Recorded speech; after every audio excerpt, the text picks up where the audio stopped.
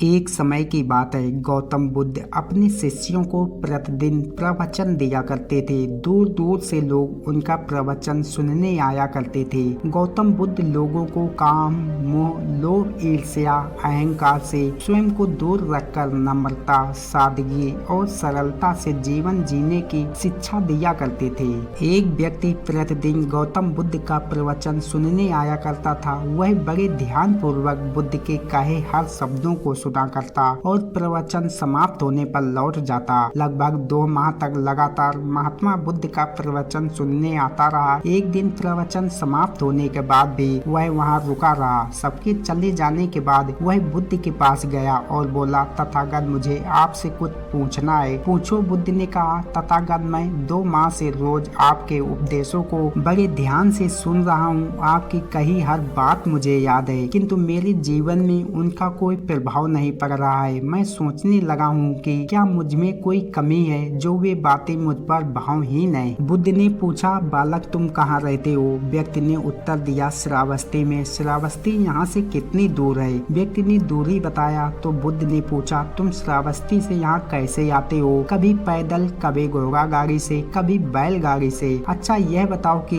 क्या तुम यहाँ बैठे बैठे श्रावस्ती पहुँच जाओगे? लड़के ने कहा, यह कैसे संभव है तथागत? यहाँ बैठे बैठे मैं श्रावस्ती कैसे पहुँच सकता हूँ? वहाँ पहुँचने के लिए मुझे चलना पड़ेगा। यदि चलना ना हो तो वहाँ पहुँचने के लिए साधन की आवश्यकता होगी, जैसे बैलगाड़ी या घोड़ा गाड़ी। सत्य कहा। बुद्ध बोले, कर्तव्य तक पहुँचने के लिए चलना पड़ता है। बिना चले कर्तव्य तक नहीं पहुँचा जा सकता है। उसी प्रकार अच्छी बातों को जीवन में उतारने के लिए उन पर चलना पड़ता है। मात्र सुन भर लेने से वे बातें जीवन में प्रभावशील नहीं होती। उनके अनुसार आचरण भी करना पड़ता है। मेरी शिक्षाओं को अपने जीवन में उतारोगे, मेरे दिखाए मार्ग पर चलोगे, तब तुम अपने जीवन में एक सकारात्मक परिवर्तन देखोगे। व्यक्ति को बुद्ध की बातें समझ में आ गई। उसने निश्चय किया कि अब वह बुद्ध की बातों का अनुसरण करेगा, उनके दिखाए मार्ग पर चलेगा और अपना जीवन बेहतर बनाएगा। दोस्तों, दिन भर में हम अच्छी बुरी कितनी सारी बातें सुनते हैं। कुछ बातों को हम सुनकर अनसुना कर देते हैं। कुछ बातें कुछ समय तक हमारे मस्तिष्क पर अटल रहती हैं, फिर उन्हें हम भूल जाते हैं। कुछ बातें यादों के रूप में हमारे अवचेतन में सुरक्षित हो जाती हैं, किंतु यह बातें जिनका हम अनुसरण करते हैं, जिन पर चलना शुरू कर देते हैं, वही हमारे जीवन को प्रभावित करती हैं। वह धीरे धीरे हमारी आदतों में ढल जाती हैं और हमारे स्वभाव में सम्मिलित होकर हमारे व्यक्तित्व का अंग बन जाती हैं। यदि आप अपने जीवन में सकारात्मक परिवर्तन लाना चाहते हैं तो अच्छी बातों को मात्र सुने नहीं, उन पर चले भी। ध्यान देने योग्य बात यहाँ पर यह है कि जिन बातों पर हम चलने लगते हैं वही